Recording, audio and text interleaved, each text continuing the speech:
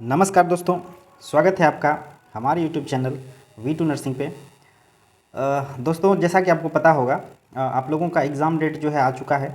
ठीक है, जो भी हमारे भाई बहन जो MP से GNM कर रहे हैं फर्स्ट ईयर सेकेंड ईयर, ठीक है, उन लोगों का जो एग्ज़ाम का रूटीन है वो आ चुका है।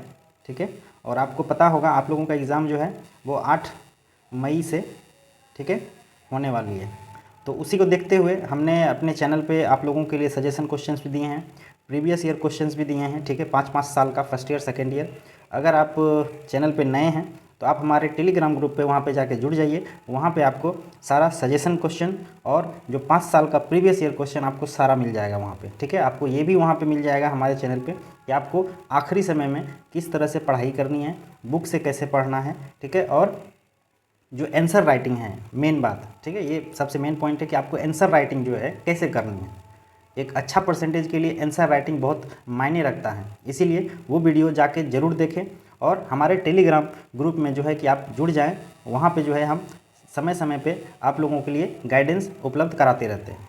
ठीक है, तो आज जो वीडियो हम बना रहे हैं ये है फिल इन द ब्लैंक्स। ठीक है, पीडियाट्रिक नर्सिंग का, चाइल्ड हेल्थ नर्सिंग का जो fill in the blanks question है, ठीक है, जो भरने वाला रहेगा वो 10 नंबर, ऑलमोस्ट 10 नंबर रहेगा, कम से कम 5 नंबर। ठीक है, कभी कभी 10 नंबर के भी पूछे जाते हैं, कभी 5 नंबर का पूछे जाते हैं।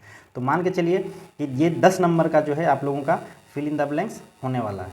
ठीक है, फिल इन द ब्लैंक्स तो देखेंगे क्वेश्चन में फिल इन द ब्लैंक जो इंपॉर्टेंट होगा हम उसको एक्सप्लेन भी करते जाएंगे, और जो important fill in the blanks question होगा वो जो है हम आपको इंडिकेट करते रहेंगे। ठीक है दोस्तों, तो चलिए शुरू करते हैं और देखते हैं किस प्रकार का क्वेश्चन, इससे बाहर कहीं नहीं जाएगा। ठीक है, जितना हम बताएंगे उससे ही आपको जो है एग्ज़ाम में क्वेश्चन आने वाले हैं। ठीक है, तो अगर आप चैनल पर नए हैं तो चैनल को ज़रूर सब्सक्राइब कर दीजिएगा। और हम आज से जो है आप लोगों के लिए एग्ज़ाम तक डेली एक सब्जेक्ट का फर्स्ट ईयर और सेकेंड ईयर दोनों के लिए हम इंपॉर्टेंट VVI क्वेश्चन हम लाते रहेंगे। ठीक है दोस्तों, चलिए शुरू करते हैं। अब जो है यहाँ से fill in the blanks question जो है, ठीक है, पढ़ेंगे। वीडियो जो है थोड़ा लंबा हो सकता है क्योंकि हम बहुत ज़्यादा क्वेश्चन जो है एक ही वीडियो में कवर करेंगे। ठीक है, तो आप लोग जो है बोर नहीं होना है, आपको हम आसान भाषा में हर एक क्वेश्चन को एक्सप्लेन करते जाएंगे। ठीक है, अब देखिए यहाँ पे क्या है। सबसे पहला, शिशु के सिर पर पाई जाने वाली जलशोधी सूजन। ठीक है, एडेमेटस स्वेलिंग क्या होता है? जब आपने देखा होगा जो न्यू बॉर्न बेबी होता है उसके माथे पे जो है ना एक उभार सा लगेगा आपको, एक फुला हुआ सा प्रतीत होता है।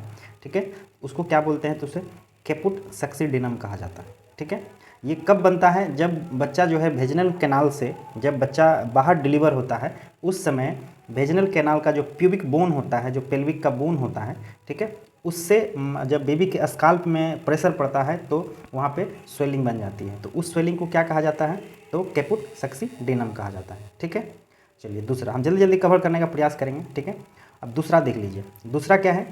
मुखपाक ओरल थ्रस के कारण क्या होता है? ओरल थ्रस डैश के कारण होता है। ठीक है, ओरल थ्रस क्या होता है? इसमें बेबी को क्या है ना, मुँह में छाले पड़ जाते हैं, है ना, मुँह में छाले पड़ जाते हैं, जिसके कारण जो है बेबी ब्रेस्ट फीड नहीं कर पाता है सही से। ठीक है, तो वो कंडीशन कब होता है? जब कैंडिडा एल्बिकन्स नाम के जो फंगी होते हैं, ठीक है, वो अटैक जब करते हैं उसके बेबी के ओरल में, जो मुंह होता है, मुंह के अंदर देखिएगा तो छाले पड़ जाते हैं उसमें। ठीक है, तो कैंडिडा एल्बिकन्स के कारण जो है ओरल थ्रस होता है। ठीक है, अब तीसरा देखिए क्या है। शिशु की खोपड़ी में पेरिओस्टियम के बीच में रक्त का इकट्ठा होने को डैश कहते हैं। ठीक है, ये वो है, जैसे आप ये देख रहे हैं जो ब्रेन स्टीम होता है, ऊपर का जो बेबी का सर के ऊपर का जो ये भाग होता है और ब्रेन के बीच में एक पेरिओस्टियम करके एक लेयर होता है। ठीक है, वहाँ पे ब्लड का इकट्ठा हो जाना। ठीक है, ब्लड क्या होता है? वहाँ पे जमा हो जाता है। और ये भी कब होता है? जब बेबी डिलीवरी के समय वेजिनल कैनाल से जब ज़्यादा प्रेशर पड़ता है, जब डिलीवरी जो है प्रोलॉन्ग हो जाता है। ठीक है, उस कंडीशन में बेबी के सर पे जो है एक देखिएगा आप उभरा हुआ प्रतीत होता है एक साइड में। ठीक है, वो क्या कहलाता है? तो सेफेलो हेमोटोमा कहलाता है। ठीक है, हेमोटोमा आप यहाँ देख सकते हैं, यहाँ पे आपको याद रखना है, सेफेलो हेमोटोमा मीन्स ब्लड का इकट्ठा होना। ठीक है, और सक्सीडेनम मीन्स वहाँ पे जो है जल शोधी हो जाता है, मतलब एक तरह से वहाँ पे स्वेलिंग हो जाती है, वहाँ पे फ्लूइड भर जाता है। ठीक है, दोनों में अलग है, एक में फ्लूइड भरेगा, एक में ब्लड भरेगा। ठीक है, ब्लड वाले को सेफेलो हेमोटोमा बोलते हैं और फ्लूइड वाले को कैपुट सक्सीडेनम बोलते हैं। ठीक है, कोई दिक्कत नहीं। आगे बढ़ते हैं। यहाँ पे देखिए क्वेश्चन नंबर 4 में क्या है, डैश एक बहुत सामान्यतः पाई जाने वाली अस्थि विकृति है। अस्थि विकृति मतलब क्या होता है, एक बोन में प्रॉब्लम है, ठीक है, एक हड्डी को लेके प्रॉब्लम है, तो ये क्लब फुट है, ठीक है। क्लब फुट में क्या होता है ना कि बच्चे का हाथ और पैर, ठीक है, ये पैर का जो नीचे वाला बोन होता है वो मुड़ा हुआ रहता है, ठीक है। ये पैर है ना, तो ये अंदर की तरफ भी मुड़ा हो सकता है, ये बाहर की तरफ भी मुड़ा हो सकता है, ठीक है, इसको बोलते हैं क्लब फुट, ठीक है। मोस्टली जो है अंदर की तरफ भी मुड़ा हुआ रहता है। अब 5वां क्वेश्चन क्या है, देखिए, विटामिन सी की कमी से डैश बीमारी होती है। तो विटामिन सी की कमी से कौन सा बीमारी होता है, तो स्कर्वी होता है, ठीक है। 6ठा नंबर में है एंटीरियर फंटानेंट डैश से डैश माह में बंद होता है। एंटीरियर फंटानेंट क्या होता है, आपको बता दें कि आपने कभी न्यूबॉर्न बेबी का सर पे हाथ रखा है आगे में, फेस के साइड से जब आगे वहाँ पे रखिएगा हाथ, तो वहाँ पे देखिएगा तो आपको जो है ना बहुत सॉफ्ट मुलायम सा एक दिखेगा यहाँ पे गड्ढा, ठीक है, वो इंटीरियर फंटानेंट कहलाता है। ये बंद कब होता है, तो 18 से 24 मंथ में बंद होता है, ठीक है। और एक पोस्टीरियर फंटानेंट बनता है जो कि यहाँ पे जो पीछे साइड में बनता है, जिसे आप चांद कहते हैं, पीछे का चांद, ठीक है, तो वो जो है 3 महीने में बंद होता है, ठीक है। एंटीरियर फंटानेंट 18 से 24 महीना और पोस्टीरियर फंटानेंट 3 मंथ में बंद हो जाता है, ठीक है दोस्तों। चलिए क्वेश्चन नंबर 7 देखिए क्या है। क्वेश्चन नंबर 7 है पोलियोमाइलाइटिस का उद्भवन काल। आपको पता होगा इंक्यूबेशन पीरियड किसे कहते हैं, ये वो पीरियड होता है जब जो माइक्रो ऑर्गेनिज्म होता है वो आपके बॉडी में प्रवेश करता है, उसके बाद सिम्टम्स जब आपको आने लगते हैं, उस बीच का जो पीरियड कहलाता है वो इंक्यूबेशन पीरियड कहलाता है। तो यहाँ पे पोलियोमाइलाइटिस का इंक्यूबेशन पीरियड पूछ रहा है, तो कितना होगा, 7 से 21 दिन हो सकता है, ठीक है। 8वां है, देखिए, बच्चों को दस्त का पहला उपचार क्या है, डायरिया। बच्चों को अगर जो डायरिया हो जाएगा तो आप सबसे पहला जो उसका ट्रीटमेंट दीजिएगा वो क्या दीजिएगा, तो आपको ORS का घोल देना है, ठीक है। ORS का फुल फॉर्म आपको याद रखना पड़ेगा। ORS का फुल फॉर्म होता है ओरल रिहाइड्रेशन सोल्यूशन, ठीक है, ओरल रिहाइड्रेशन सोल्यूशन इसका फुल फॉर्म होता है, ठीक है। 9 नंबर क्वेश्चन देखिए, बच्चों में रिकेट्स डैश की कमी से होता है। रिकेट्स क्या होता है, रिकेट्स में जो है ना बच्चों का जो बोन्स होता है वो पतले हो जाते हैं, है ना, उसका हड्डी जो है वो सूख जाता है, जो कि विटामिन डी के कमी से होता है, ठीक है। चलिए इतना समझ में आ गया होगा आपको, और अगर आपको समझने में कोई प्रॉब्लम हो रही है तो आप हमें कमेंट करके ज़रूर बता सकते हैं, ठीक है। क्वेश्चन नंबर 10 देखिए, पोलियो वैक्सीन डैश की बीमारी से बचाता है। तो आपको सिंपल सी बात है, पोलियो वैक्सीन ही पोलियोमाइलाइटिस जो बैक्टीरिया होते हैं, जो वायरस होते हैं, उसके लिए बनाया गया है, ठीक है। जो पोलियो वायरस होता है उसके लिए ही पोलियो वैक्सीन बनाया गया है, ठीक है। 11 क्या है, देखिए, चाइल्ड लेबर एक्ट डैश वर्ष में पारित हुआ था। चाइल्ड लेबर एक्ट कब हुआ था पास, तो 1986 में हुआ था, ठीक है। उसके बाद देखिए 12 नंबर क्वेश्चन क्या है, हीमोफीलिया एक परंपरागत रूप से होने वाली डैश डिसऑर्डर है। तो हीमोफीलिया में क्या होता है ना, इसमें ब्लीडिंग जब स्टार्ट होता है तो ब्लीडिंग रुकता नहीं है, ठीक है, उसमें ब्लड का क्लॉट नहीं बन पाता है, जिसके कारण ब्लीडिंग होते रहता है, ठीक है। तो क्या हो जाएगा आंसर में, ब्लीडिंग हो जाएगा। क्वेश्चन नंबर 13 देखिए, BCG डैश रूट दिया जाता है। BCG जो है ये एट बर्थ भी दिया जाता है, आपको पता होगा, ठीक है, एट बर्थ देने वाला है। और BCG जो है SC दिया जाता है, सब क्यूटेनस दिया जाता है। और ये किसके बचाव के लिए दिया जाता है, तो ये TB के बचाव के लिए दिया जाता है, ठीक है। आपसे क्वेश्चन भी पूछ सकता है, BCG किसके बचाव के लिए दिया जाता है, तो आप क्या लिखिएगा, TB ट्यूबरकुलोसिस के बचाव के लिए BCG दिया जाता है, ठीक है। अब यहाँ पे देखिए क्वेश्चन आ ही गया है, TB बीमारी का रोगाणु डैश होता है। तो क्या होता है, माइकोबैक्टीरियम ट्यूबरकुलोसिस। TB के नाम से ही आपको इसके बैक्टीरिया का नाम भी याद रखना है, माइकोबैक्टीरियम ट्यूबरकुलोसिस, ठीक है।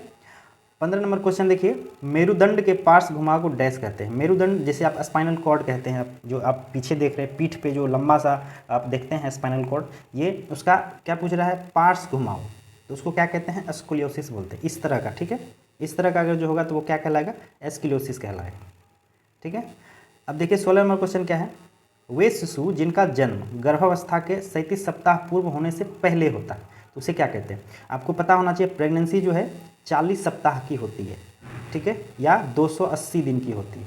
तो यहाँ 37 सप्ताह कह रहा है, तो 37 सप्ताह मतलब पहले हो रहा है, तो उसे क्या कहेंगे, प्री टर्म बेबी या प्री मेच्योर बेबी, ठीक है। और यहीं 40 सप्ताह के बाद अगर जो होगा, मान लेते हैं 42 सप्ताह में हुआ, तो उसे पोस्ट टर्म बेबी कहेंगे। ये प्री टर्म बेबी 40 सप्ताह से पहले, और पोस्ट टर्म बेबी जो होता है वो 42 सप्ताह के आसपास में उसका डिलीवरी होता है, ठीक है। प्री और पोस्ट आप याद रखिएगा। चलिए अब आगे देखिए क्या है, BCG का टीका डैश की आयु तक लगाया जा सकता है। तो BCG का टीका जो है लगभग 35 वर्ष तक के आयु तक आप लगवा सकते हैं, ठीक है। 18 नंबर क्वेश्चन देखते हैं क्या है, प्लूरल स्पेस में पीप या मवाद के संग्रह को डैश कहते हैं। आपको पता होगा ये फेफड़ा है, ठीक है, ये फेफड़ा है अगर जो, तो फेफड़ा का जो बाहरी परत होता है ना, ये बाहरी परत जिसे कि प्लूरल स्पेस कहते हैं। तो इस प्लूरल स्पेस में पस का भर जाना, मवाद का भर जाना क्या कहलाता है? तो इम्फाइमा कहलाता है, ठीक है, इम्फाइमा कहलाता है। और इसी फ्लूइड को निकालने के लिए जो है हम लोग क्या करते हैं? तो प्लूरल इन्फ्यूज़न करते हैं, ठीक है। क्वेश्चन नंबर 9 देखिए, शिशु जन्म होने के बाद प्रथम 3 दिनों तक माँ के स्तनों से निकलने वाले पीलापन लिए दूध को कहते हैं। जब शिशु का जन्म होता है, जब बेबी डिलीवरी होता है ना, तो उस समय माँ के दूध जो गाढ़ा पीला दूध होता है उसे कोलेस्ट्रम कहते हैं।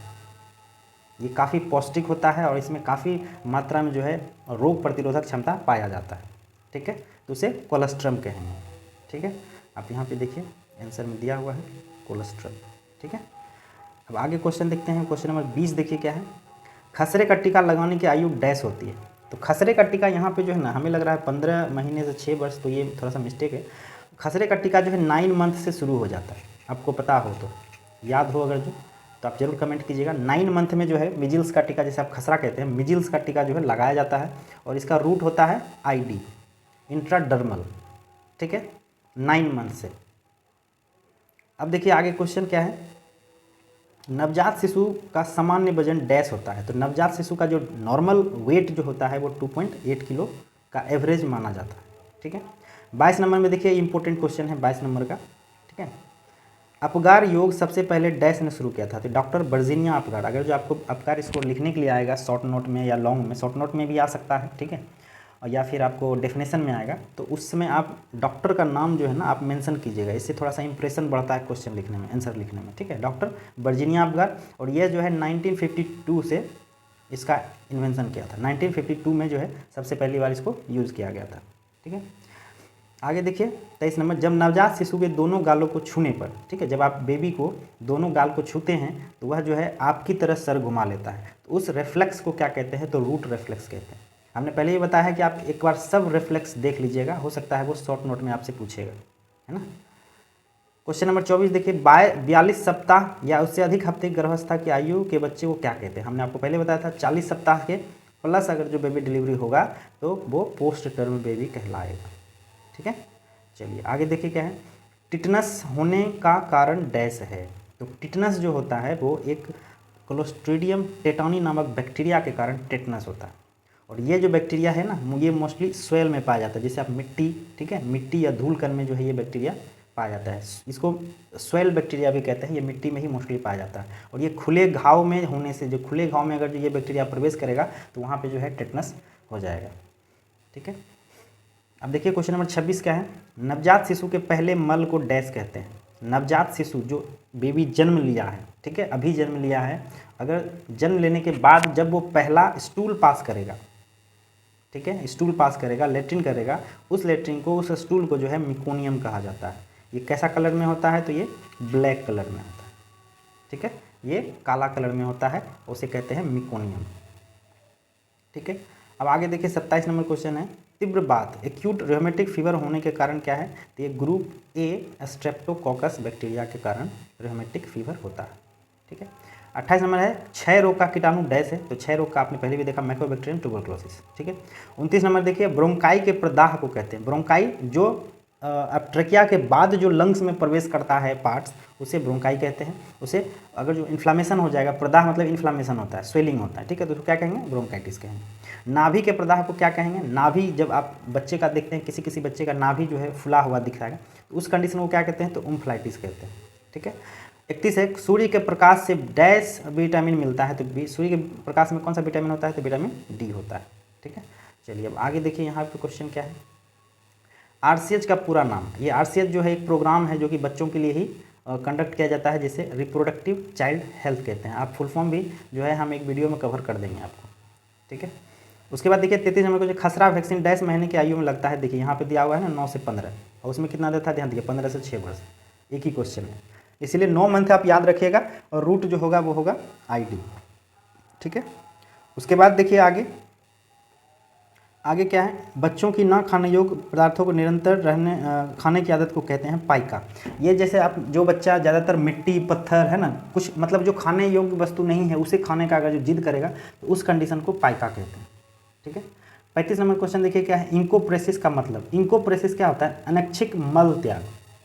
ठीक है। इसमें क्या होता है ना, जब स्टूल पास करेगा बच्चा तो उसे पता ही नहीं चलेगा कि मेरा स्टूल जो है पास हो गया है। ठीक है। इसमें ये अनवॉलेंटरी होता है, इंकोप्रेसिस कहते हैं उसमें। और एक होता है इनूरेसिस। ठीक है। एक हो गया इंकोप्रेसिस, एक होता है इनूरेसिस, जिसमें जैसे कि आप बेड वेटिंग भी कहते हैं, बेड वेटिंग। ठीक है। इसमें क्या होता है ना, बच्चा पेशाब करता है, 4 साल 5 साल का बच्चा बड़ा हो गया फिर भी जो है बेड पे पेशाब करता है, यूरिन पास करता है, इसको क्या कहते हैं, यूनिरेसिस बोलते हैं। और मल त्याग करने को क्या कहते हैं, इंकोप्रेसिस कहते हैं। ठीक है। चलिए अब देखिए यहाँ पे आगे क्या है, 36 नंबर क्वेश्चन हम लोग पढ़ेंगे। बिडाल टेस्ट बीमारी को पता लगाने के लिए करते हैं। तो बिडाल टेस्ट जो ये इंपॉर्टेंट क्वेश्चन है, टाइफाइड के लिए करते हैं। ठीक है। और टाइफाइड किससे रिलेटेड होता है, टाइफाइड से कौन सा अंग प्रभावित होता है, तो इंटेस्टाइन होता है। ठीक है। इंटेस्टाइन जो है टाइफाइड में प्रभावित होता है। 37 में देखिए, मेनिंजिस में सूजन आने को डैश कहते हैं। ये मेनिंजिस एक लेयर होता है जो कि ब्रेन में पाया जाता है, उसमें सूजन अगर जो आता है तो उसे मेनिंजाइटिस कहते हैं। ठीक है। डैश बीमारी में हेड सरकमफ्रेंस बड़ा हुआ होता है। हेड सरकमफ्रेंस क्या है, ये सर की जो लंबाई चौड़ाई है इसे हेड सरकमफ्रेंस कहते हैं। किस बीमारी में बड़ा हो जाता है, तो हाइड्रोसिफिलस में बड़ा हो जाता है। हाइड्रोसिफिलस एक ऐसी बीमारी है जिसमें ब्रेन में पानी भर जाता है। ठीक है। इसीलिए बच्चे का सर जो है बड़ा दिखता है ना। अब आगे देखिए, सर्जरी द्वारा अपेंडिक्स को निकालने की विधि को कहते हैं। अपेंडिक्स में किसी भी प्रकार का कोई डिसऑर्डर होने पे अगर जो उसको काट के निकाल दिया जाता है सर्जरी के द्वारा तो उसे अपेंडेक्टोमी कहा जाता है। अपेंडिक्स से अपेंडेक्टोमी कहा जाएगा। ठीक है। टॉमी मतलब क्या होता है, उस चीज़ को काट के हटा देना। जिस भी शब्द के लास्ट में टॉमी लगा रहेगा इसका मतलब है कि उसको सर्जरी के द्वारा जो है काट के हटाने का काम किया जाएगा। ठीक है। अब यहाँ पे देखिए 40 नंबर, फिमोसिस का सर्जिकल प्रबंधन होता है सर्कमसीजन। ये भी इंपॉर्टेंट है। ठीक है। ये आप देखे होंगे किसी बच्चे का जो पेनिस होता है, ठीक है, उसका जो एक ऊपर से जो लेयर होता है ग्लांस पेनिस का, किसी किसी बच्चे का जो है ना इसमें नैरो होता है। ठीक है। तो ग्लांस पेनिस जो है पीछे नहीं जा पाता है बच्चे का। ठीक है। जैसे आप खतना कहते हैं एक बार एक समय से। ठीक है। अगर जो आसान भाषा में बोले तो उसे खतना कहते हैं। तो इस स्किन को जो है ना हटा के यहाँ से हटा के काट दिया जाता है। उस कंडीशन को क्या कहते हैं, उस जो प्रोसीजर को क्या कहेंगे, तो सर्कमसीजन कहेंगे। ठीक है। अब आगे देखिए क्या है, डैश के बचाव के लिए बीसीजी का टीका देते हैं। तो ट्यूबरकुलोसिस के बचाव के लिए जो है बीसीजी का टीका लगाते हैं। ठीक है। अब आगे देखिए क्या है, पीडीए का पूरा नाम क्या है, तो पेंटेडक्सस अर्टियोसिस इसको कहा जाता है। ठीक है। अब 43 नंबर क्वेश्चन देखिए, नवजात शिशु के लाल रक्त कणों का जीवन काल कितना होता है। जैसे कि जो वयस्क होते हैं उसका जो आरबीसी का जो काल होता है वो 120 दिन होता है। उसी तरह से आरबीसी का छोटे बच्चों में न्यू बोर्न में कितने दिनों का होता है, तो 35 से 50 दिन का होता है। बड़े लोगों में 120 दिन, छोटे बच्चों में जो नवजात शिशु होते हैं उसमें 35 से 50 दिन। ठीक है। यहाँ पे क्वेश्चन है, खसरा का उद्भवन काल क्या है। इंक्यूबेशन पीरियड जो हमने आपको बताया है तो वो 14 दिन का होता है। मिजिल्स। ठीक है। इसमें बहुत से फेज होते हैं, प्री फेज होता है, प्रो फेज होता है, मेटा फेज होता है ना। इसमें फेज वाइज जो है होता है। और खसरा का एक लक्षण क्या है, सबसे यूनिक लक्षण क्या है, इसमें कॉप्लिक स्पॉट हो जाता है जीव के अंदर, कॉप्लिक स्पॉट। ठीक है। कॉप्लिक स्पॉट हो जाता है जीव के अंदर जो है ना, उजले उजले दाग पड़ जाते हैं जिसे कॉप्लिक स्पॉट कहते हैं। याद रखिएगा, मिजिल्स का वो सिम्टम्स है। आगे बढ़ेंगे तो यहाँ पे देखिए क्या है, टेटनस न्यूनाट्रम डैश कीटाणु से होता है। तो टेटनस कैसे होता है, क्लोस्ट्रिडियम टेटानस। ये क्वेश्चन रिपीट हो रहा है। मंगोलियन बेबी को डैश नाम से भी जाना जाता है। मंगोलियन बेबी क्या होता है ना, आपने देखा होगा किसी बच्चे को जिसका फेस जो है थोड़ा सा मतलब एक अजीब सा लगेगा, फुला फुला सा दिखेगा, है ना। डाउन सिंड्रोम के बच्चे को आपने देखा होगा, थोड़ा सा इसमें जो है मेंटली जो है थोड़ा सा अनेबल होता है वो बच्चा, है ना। वो सही से किसी भी चीज़ को सही से सुन नहीं पाएगा, सही से कर नहीं पाएगा। थोड़ा सा नॉर्मल बच्चे से उसका जो बिहेवियर होगा, जो उसका जो एक्टिविटी होगा वो थोड़ा स्लो होता है ना। 47 नंबर में देखिए क्या है, इंटीरियर फंटानेल डैश महीने तक पूर्ण रूप से बंद हो जाना चाहिए। तो 18 महीना में जो है बंद हो जाता है। ठीक है। अब आगे देखिए, डिप्थीरिया की रोकथाम डैश के टीके से की जाती है। तो डिप्थीरिया जो है कब बंद हो जाएगा? जब उसका वैक्सीन क्या है, डीपीटी का वैक्सीन से डिप्थीरिया को रोका जा सकता है। ठीक है, सॉरी। 49 नंबर में क्या है, देखिए बच्चे का पहला अस्थायी दांत डैश से डैश माह में निकलता है। बच्चे में सबसे पहला जो दांत होता है, जो उसका टिथ होता है, वो 6 से 8 महीना में निकलना स्टार्ट होता है। ठीक है, अब यहाँ पे देखिए 50 नंबर क्वेश्चन में PEM का पूर्ण रूप क्या है? प्रोटीन एनर्जी माल न्यूट्रिशन। ये एनर्जी के कमी से होने वाला बीमारी है PEM। ठीक है, अब देखिए क्या है 25 नंबर का क्वेश्चन, 51 नंबर सॉरी। 2.5 किलोग्राम भार से कम जन्मे बच्चे को कहते हैं। अगर कोई भी बच्चा 2.5 किलो वेट उससे केजी से कम का बच्चा अगर जो होता है तो उसे लो बर्थ वेट बेबी कहा जाता है, LBW कहा जाता है। ठीक है, आप क्रिकेट से याद रखिएगा LBW। ठीक है, कब? जब 2.5 किलो से कम वेट का बच्चा अगर जो जन्म लेता है तो उसे LBW कहा जाता है। ठीक है, अब 52 नंबर में देखिए क्या है, 6 माह तक शिशु के लिए सर्वोत्तम आहार डैश होता है। तो 6 माह तक के लिए जो है बच्चे को माँ का दूध ही दिया जाएगा, जिसे कि एक्सक्लूसिव ब्रेस्ट फीड कहते हैं। ठीक है, एक कम्प्लीमेंट्री ब्रेस्ट फीड होता है और एक्सक्लूसिव ब्रेस्ट फीड होता है। दोनों में अंतर क्या होता है? एक्सक्लूसिव ब्रेस्ट फीड जो होता है उसमें माँ के दूध के अलावा कुछ नहीं दिया जाता है बच्चे को, इवन पानी तक नहीं दिया जाता है। तो उस कंडीशन को क्या कहेंगे? एक्सक्लूसिव ब्रेस्ट फीड कहेंगे। और एक होता है कम्प्लीमेंट्री ब्रेस्ट फीडिंग, जिसमें बच्चे को जो है बाहरी आहार भी दिया जाता है, तो वह 6 महीने के बाद स्टार्ट होगा। ठीक है, 6 महीना से पहले तक जो है सिर्फ माँ का दूध उसे दिया जाएगा। अब 53 नंबर देखिए क्या है, अपगार स्कोर को बर्ड्स डैश में विकसित किया गया। हमने पहले बताया था 1952 में जो है अपगार स्कोर को सबसे पहले यूज किया गया था। ठीक है, 54 नंबर क्वेश्चन में क्या है, स्तनपान कराने वाली माताओं में डैश का खतरा कम होता है। जो भी महिलाएं ब्रेस्ट फीड करवाती है तो उसे स्तन कैंसर का जो एक खतरा होता है, एक संभावना होता है, वो कम हो जाता है ना। उसे ब्रेस्ट कैंसर जो है नहीं के बराबर होगा। ठीक है, क्वेश्चन में 55 क्या है, हेपेटाइटिस बी का उद्भवन काल डैश से डैश तक होता है। हेपेटाइटिस बी जो कि ब्लड ट्रांसफ्यूजन से, ब्लड से ही ये फैलता है, हेपेटाइटिस बी, वो 2 से 5 महीना तक इसका इंक्यूबेशन पीरियड माना जाता है। ठीक है, आगे देखिए 56 नंबर क्वेश्चन, डिप्थीरिया डैश जीवाणु के कारण होता है। तो डिप्थीरिया कैसे होता है? कोराइनिबैक्टीरियम डिप्थीरियाई के कारण जो है ये होता है।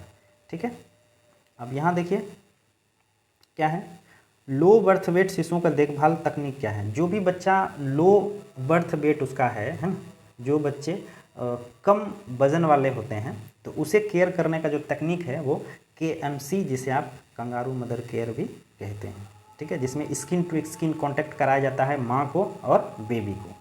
ठीक है, जिससे बच्चे का जो टेम्परेचर होता है, जो TP होता है, वो इंक्रीज हो जाता है। ठीक है, अब आगे देखिए क्वेश्चन नंबर 58 क्या है, reproductive and child health RCH programme जो है कब स्टार्ट किया गया? तो 1997 से स्टार्ट हुआ है। ठीक है, आप इसे इस वर्ष को जो है ना, अगर जो आपका डेट ऑफ बर्थ है ये, तो उससे याद रखिएगा, इसको याद रखना है, किसी से चीज़ से रिलेट करके याद करने का प्रयास कीजिएगा।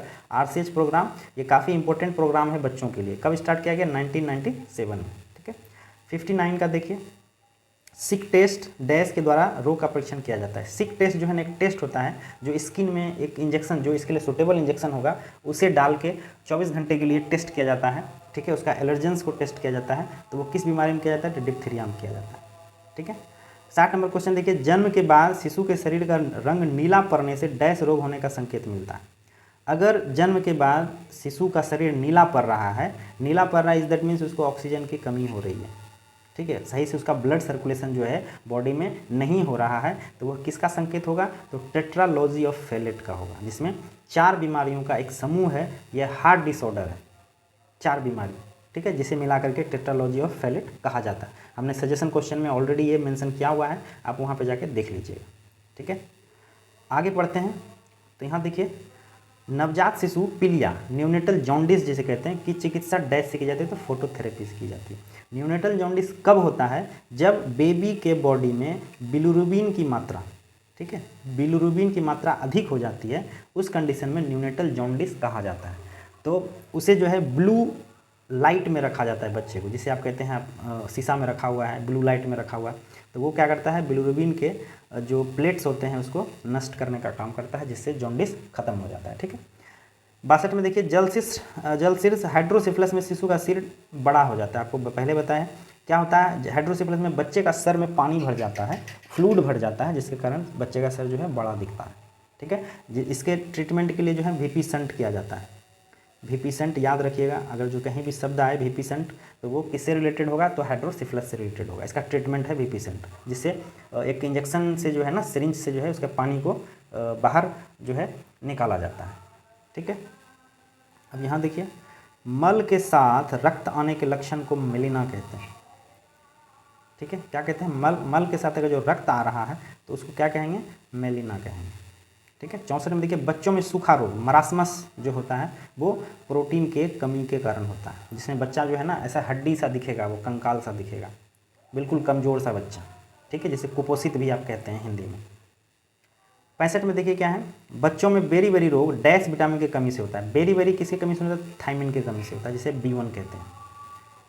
ठीक है, आगे देखिए 66 में क्या है, माँ के दूध में जीवाणुओं की वृद्धि रोकने वाला पदार्थ डैश होता है। तो माँ के दूध में बैक्टीरिया को ग्रोथ ना हो उसे रोकने के लिए एक पदार्थ होता है जिसे लैक्टोफेरिन कहा जाता है। ठीक है, याद रखिएगा, लैक्टो मीन्स एक तरह से दूध भी होता है। ठीक है, एक भाषा में लैक्टो मीन्स दूध होता है, तो लैक्टोफेरिन से याद रखिएगा, माँ के दूध में बैक्टीरिया को बढ़ने से रोकता है, उसे कहते हैं लैक्टोफेरिन।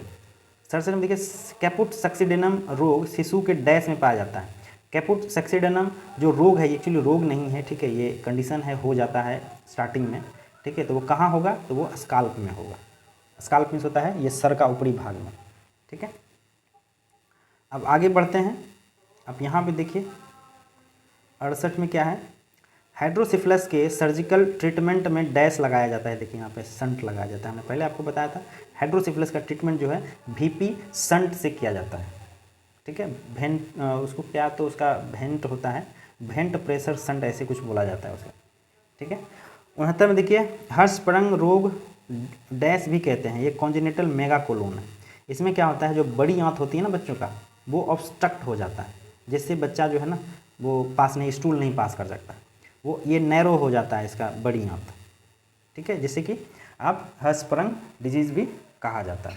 ठीक है, अब 70 नंबर में देखिए क्या है, वुपिंग कफ, काली खांसी जिसे कहते हैं, का रोग जीवाणु से होता है। ये बर्डेटेला पर्टुसिस से भी होता है।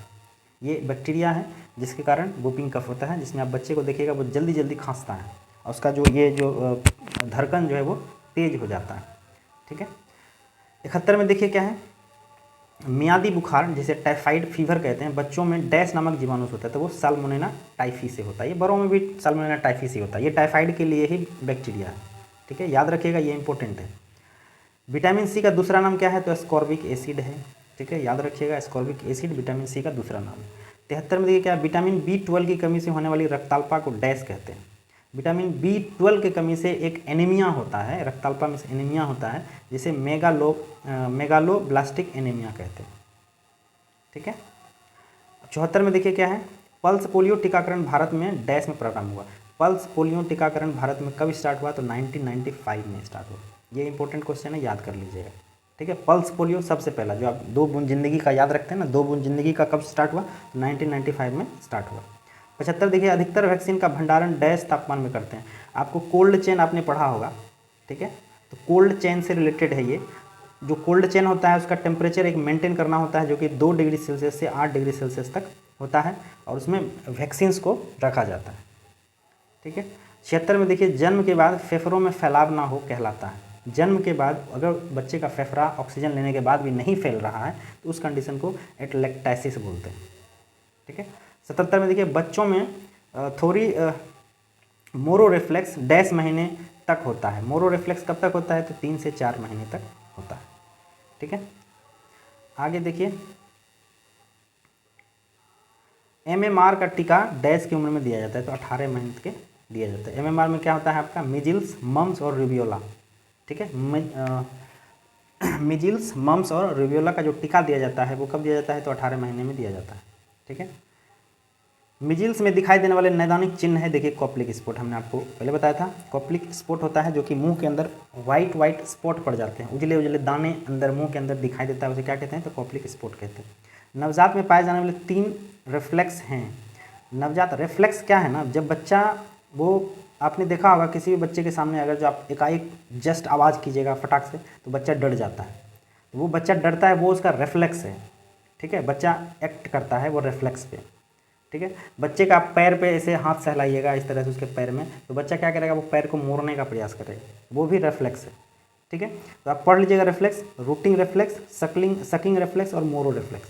यहाँ पे 3 रेफ्लेक्स है, ठीक है। 81 में देखिए, सॉरी, डीपीटी वैक्सीन 3 बीमारियों से बचाता है। किससे बचाता है, तो डिप्थीरिया से बचाता है, पर्टूसिस से बचाता है और टेटनस से बचाता है। पर्टूसिस जिसे आप वुपिंग कफ भी कहते हैं, ठीक है।